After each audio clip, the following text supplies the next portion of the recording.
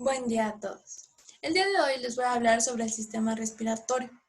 Soy cadete perteneciente a la Escuela Militar de Enfermería. Mi nombre es Lizeth Espinosa Rosas. El tema de hoy lo he visto en mi clase de Fisiología Humana, quien la imparte el médico cirujano maestro en ciencias con especialidad en farmacología, Said Fernández Hernández. Sistema respiratorio. La respiración proporciona oxígeno a los tejidos y retira el dióxido de carbono. Los órganos que lo van a conformar principalmente va a ser las fosas nasales, pulmones, alvéolos pulmonares, tráquea, boca, laringe, faringe, bronquios y bronquiolos. Funciones principales de la respiración. Estas las vamos a dividir en 4.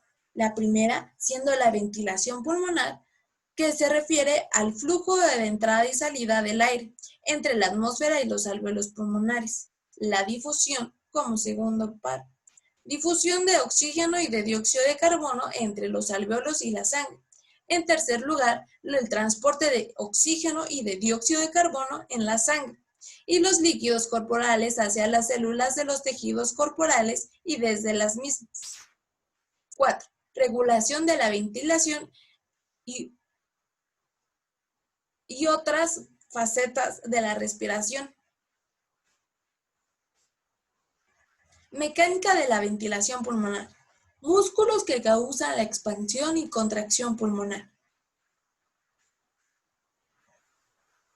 Los pulmones se pueden expandir y contraerse de dos maneras: mediante el movimiento hacia abajo y hacia arriba del diafragma para alargar o acortar la cavidad torácica, y mediante la elevación y descenso de las costillas para aumentar y reducir el diámetro anteposterior de la cavidad torácica.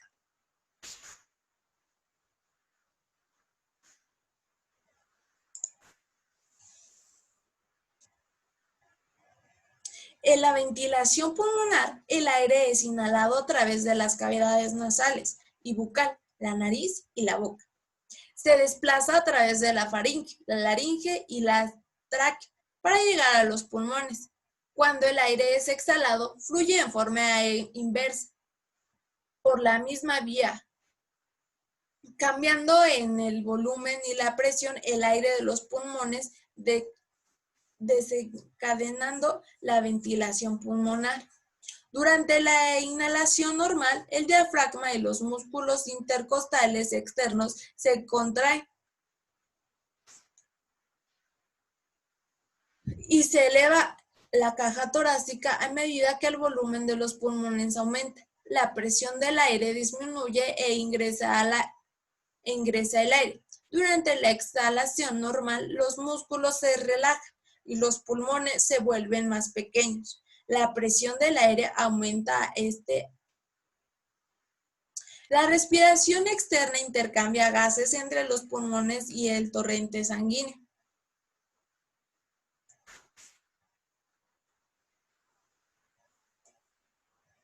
Dentro de los pulmones, el oxígeno se intercambia por dióxido de carbono de desecho a través del proceso denominado respiración externa.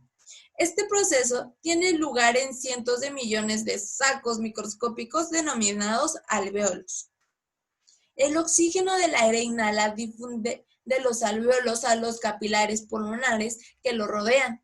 Se unen a las moléculas de hemoglobina en los glóbulos rojos y es bombeada por el torrente sanguíneo. Mediante tanto, el dióxido de carbono de la sangre desoxigenada difunde a los capilares a los alvéolos y es eliminado mediante la exhalación. La respiración interna intercambia gases entre el torrente sanguíneo y los tejidos del cuerpo. El torrente sanguíneo lleva oxígeno en las células y elimina el dióxido de carbono de desecho a través de la respiración interna.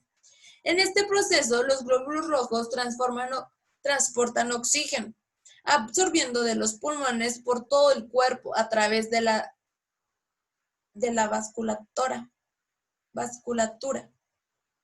Cuando la sangre oxigenada llega a los capilares estrechos, los glóbulos rojos liberan el oxígeno.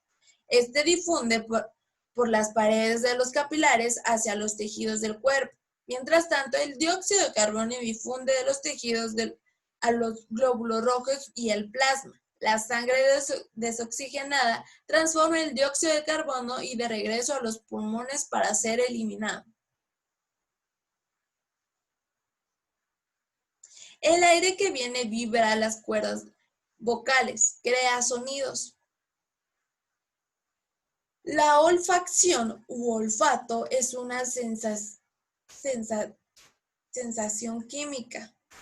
El proceso de la olfacción comienza en las fibras olfatorias que recubren a las cavidades nasales dentro de la nariz. A medida que el aire ingresa a las cavidades, algunas sustancias químicas del aire se unen a receptores del sistema nervioso en los cilios y las activan. Este estímulo envía una señal al encéfalo. Las neuronas llevan la señal desde las cavidades nasales a través de los orificios en el hueso etmoide, hasta los bulbos olfatorios. La señal luego viaja desde los bulbos olfatorios a lo largo del nervio craneal, el área olfatoria de la corteza cerebral.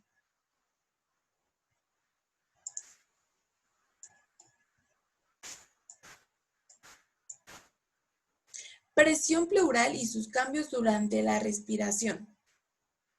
La presión pleural es la presión del líquido que está en el delgado espacio que hay entre la pleura pulmonar y la pleura de la pared torácica. Como saben, lo que significa que hay una presión ligeramente negativa. La presión pleural normal al comienzo de la inspiración es aproximadamente de menos 5 centímetros de agua, que es la magnitud de la aspiración necesaria para mantener los pulmones expandidos hasta su nivel de reposo.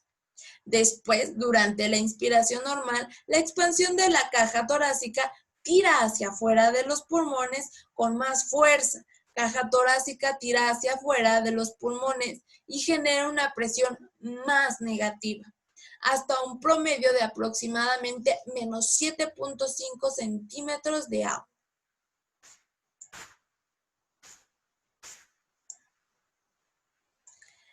Distensibilidad de los pulmones. Presión alveolar.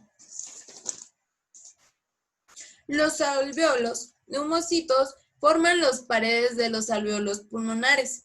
Los neumocitos tipo 2 son las células encargadas de la producción de surfactante pulmonar, neumocitos granulares.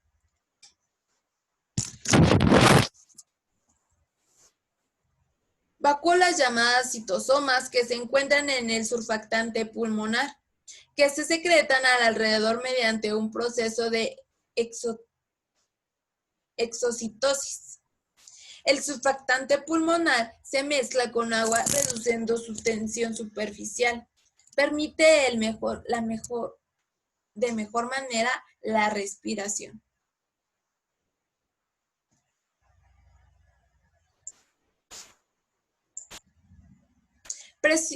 Principio de la tensión superficial. Cuando el agua forma una superficie con el aire, las moléculas de agua tienen una atracción especialmente intensa entre sí. En consecuencia, la superficie del agua siempre está intentando contraerse. Esto es lo que mantiene unidas entre sí a las gotas de lluvia. Esto es un ejemplo. Una membrana muy contráctil de moléculas de agua que rodea toda la superficie de la gota de agua. Ahora, invertamos estos principios y veamos qué ocurre en la superficie interna de los alvéolos. Aquí, la superficie de agua también intenta contraerse, lo que da lugar a un intento de expulsar el aire de los alvéolos a través de los bronquios, y al hacerlo, hace que los alvéolos intenten colapsar. El efecto neto es producir una fuerza contractiva contráctil elástica de todos los pulmones, que se denomina fuerza elástica de tensión superficial. El surfactante y su efecto sobre la tensión superficial es un agente activo de superficie en agua, lo que significa que reducir mucho la tensión superficial del agua es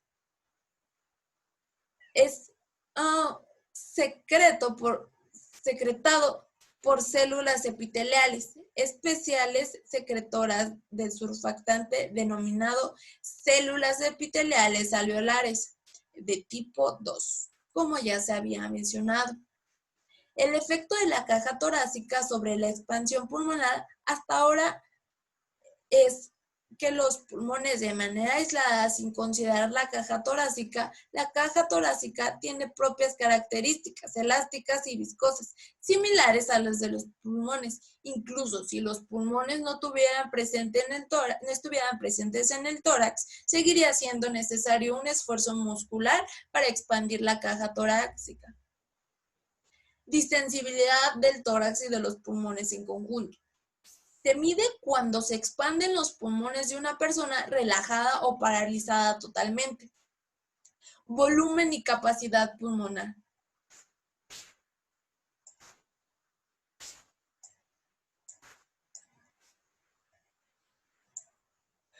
La ventilación pulmonar puede estudiarse registrando el movimiento del volumen del aire que entra y sale de los pulmones, un método que se denomina espirometría, con ayuda de un espirómetro.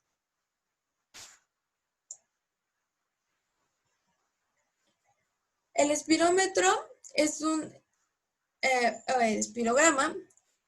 Nos indica los cambios de volumen pulmonares en diferentes condiciones de la respiración para facilitar la descripción de los acontecimientos de la ventilación pulmonar.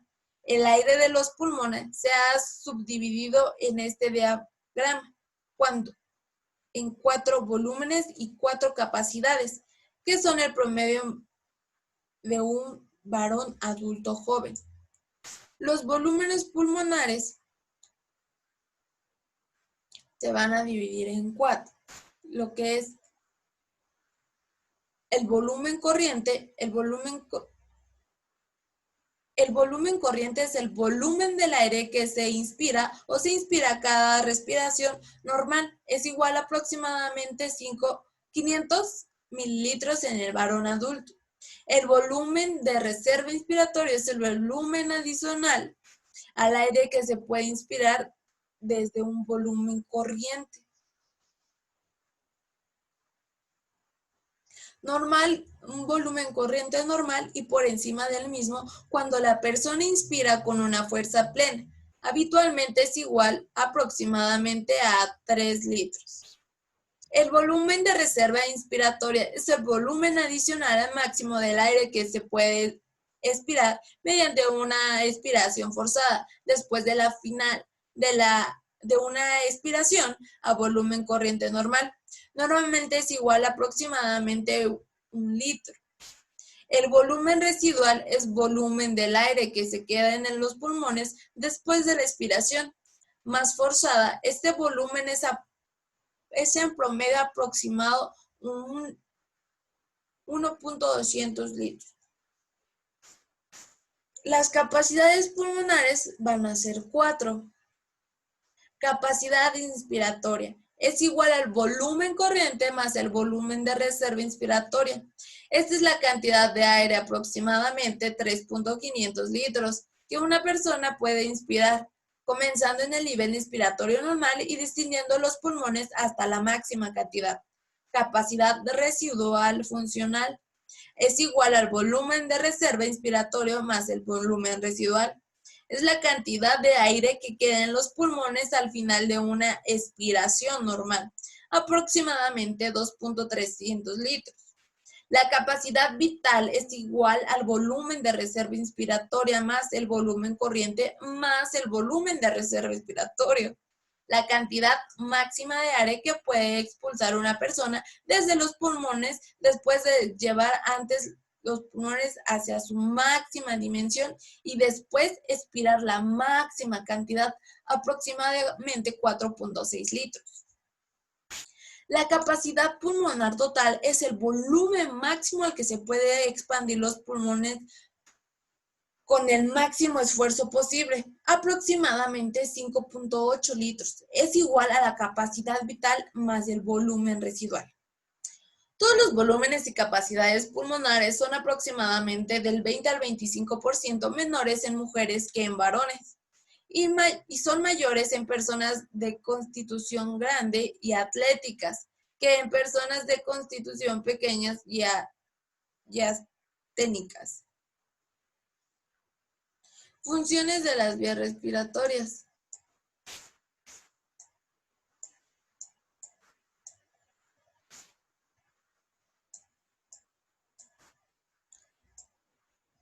Ventilación alveolar, tráquea, bronquios y bronquiolos.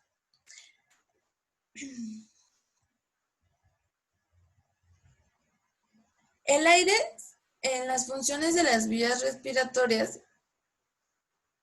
es en específico con el aire que distribuye a los pulmones por medio de la tráquea, los bronquiolos y los bronquios. Uno de los desafíos más importantes en todas las vías respiratorias es mantener abierta y permitir el paso sin interrupciones de aire hacia los alvéolos y desde los mismos, para evitar que la tráquea se colapse. Múltiples anillos cartilaginosos se extienden aproximadamente 5/6 de contorno de la tráquea.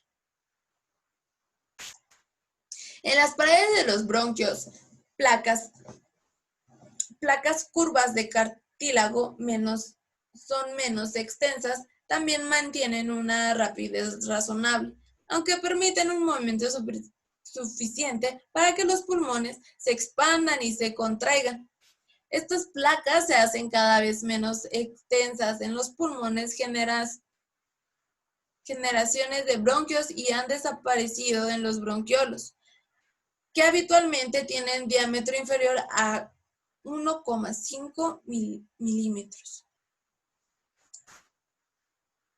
La pared muscular de los bronquios y los bronquiolos y su control.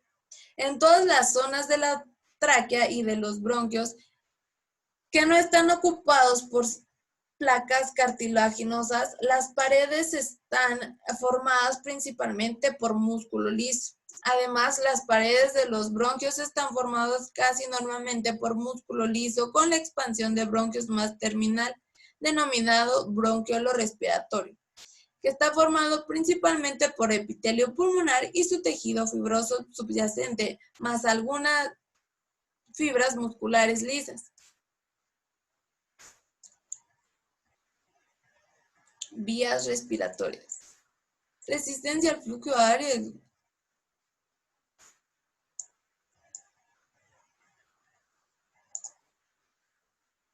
Situaciones patológicas.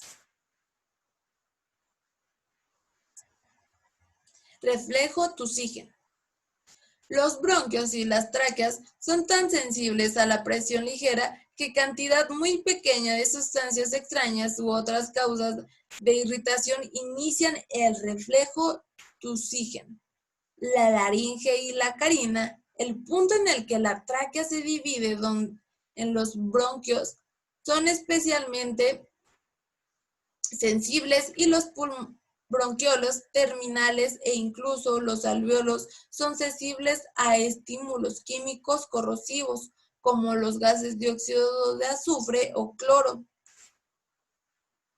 Los impulsos nerviosos aferentes pasan después las vías respiratorias principalmente a través de los nervios vagos hacia el bulbo raquídeo del encéfalo. Ahí se activa una secuencia automática de acontecimientos por los circuitos neuronales del bulbo, produciendo el siguiente efecto. Primero, se inspira y rápidamente hasta 2.5 litros de aire. Segundo, se cierra la epiglotis y la cuerda bucales se cierran finalmente para atrapar el aire que está en el interior de los pulmones. Tercero, los músculos abdominales se concentran con fuerza, comprimiendo el diafragma, mientras otros músculos respiratorios, como los intercostales internos, también se contraen con fuerza. En consecuencia, la presión con los pulmones aumenta rápidamente, 100 milímetros de mercurio. Cuarto, las cuerdas bucales y el epiglotis se abren rápidamente de manera súbita, de manera que el aire que está sometido a esta presión eleva en los pulmones, explota hacia afuera. De hecho, a veces este aire es expulsado a velocidades de variedad desde 120 a 160 kilómetros por hora. Es importante que la intensa compresión de los pulmones colapsa los bronquios y la tráquea, haciendo que sus partes no cartilaginosas se invaginen hacia adentro, de modo que el aire se explote. Realmente pasa a través de hendiduras bronquiales y traqueales. El aire se mueve rápidamente. Habitualmente transporta todas las sustancias extrañas que están presentes en los bronquios y en la tráquea. Reflejo del estornudo. El reflejo del estornudo es muy similar al reflejo tusígeno, excepto que se aplica a las vías respiratorias nasales en lugar de a las vías respiratorias inferiores.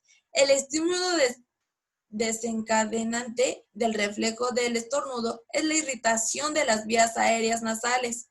Los impulsos aferentes pasan a través del quinto paracraneal hacia el bulbo, donde se desencadena el reflejo.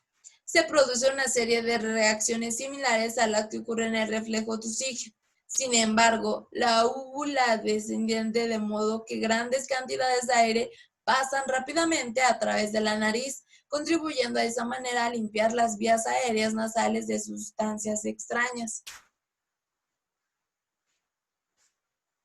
Funciones respiratorias normales de la nariz.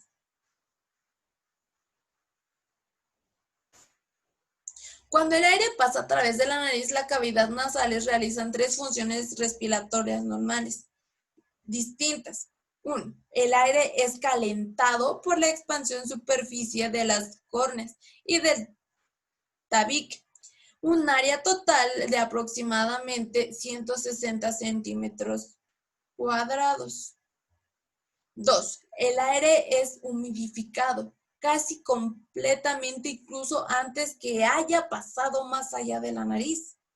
3. El aire es filtrado parcialmente. Estas funciones en conjunto son denominadas la función de acondicionamiento del aire de las vías aéreas respiratorias superiores. Habitualmente la temperatura del aire inspirado aumenta hasta menos de 1 grado centígrado respecto a la temperatura corporal y hasta 2.3 del 2 al 3% respecto a la saturación completa con vapor de agua de llegar a la tráquea.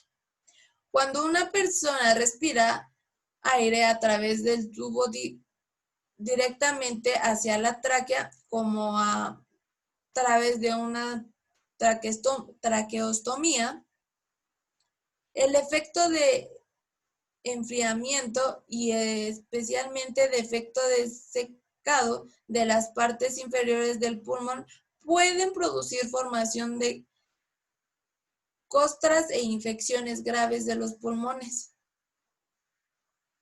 Vocalización.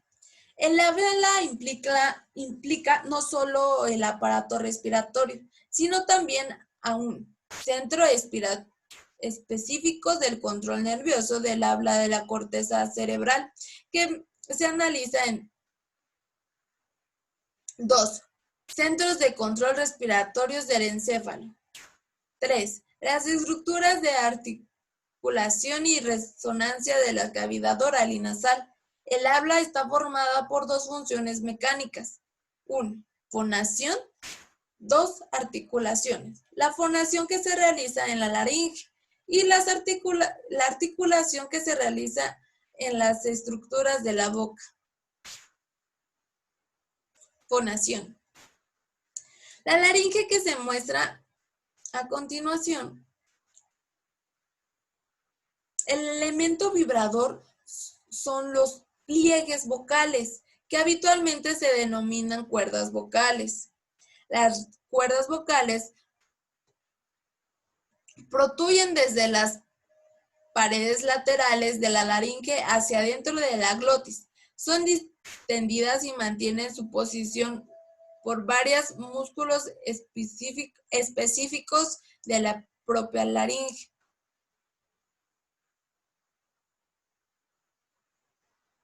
Durante la respiración normal, las cuerdas están muy abiertas para facilitar el paso del aire.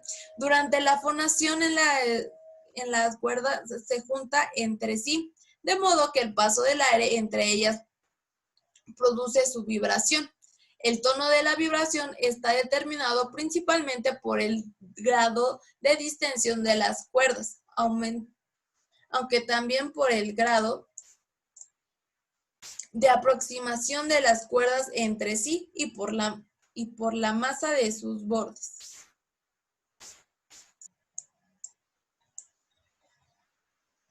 Articulación y resonancia. Los tres órganos principales de la articulación son los labios, la lengua, el paladar blando. No es necesario analizar en detalle porque todos estamos familiarizados con sus movimientos durante el habla y otras vocalizaciones. Los resonadores incluyen la boca, la nariz y los senos nasales asociados, la faringe e incluso la cavidad torácica. Una vez más, estamos familiarizados con las cualidades de resonancia de estas estructuras. Por ejemplo, la función de los resonadores nasales está demostrado por el cambio de calidad de la voz. Cuando una persona tiene un catarro intenso que bloquea las vías aéreas que se dirigen a estos resonadores.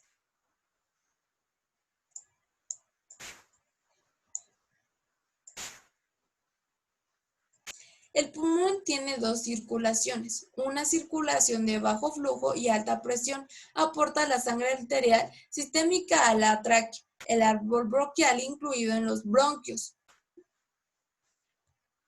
los bronquiolos terminales, los tejidos de sostén del pulmón y las capas exteriores, las adventicias, de las arterias y venas pulmonares. Las arterias broncales, que son ramas de la aorta torácica, irrigan la mayoría de esta sangre arterial sistémica a una presión solo ligeramente inferior a la presión aórtica.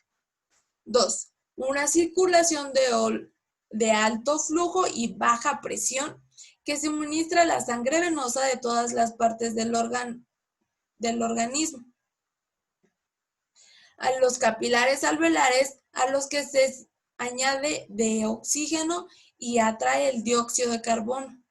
La arteria pulmonar, que recibe sangre del ventrículo derecho y sus ramas arteriales, transportan sangre a los capilares y alveolares para intercambio gaseoso y a las venas pulmonares y después devuelven la sangre a la aurícula izquierda para su bombeo por el ventrículo izquierdo a través de la circulación sistémica.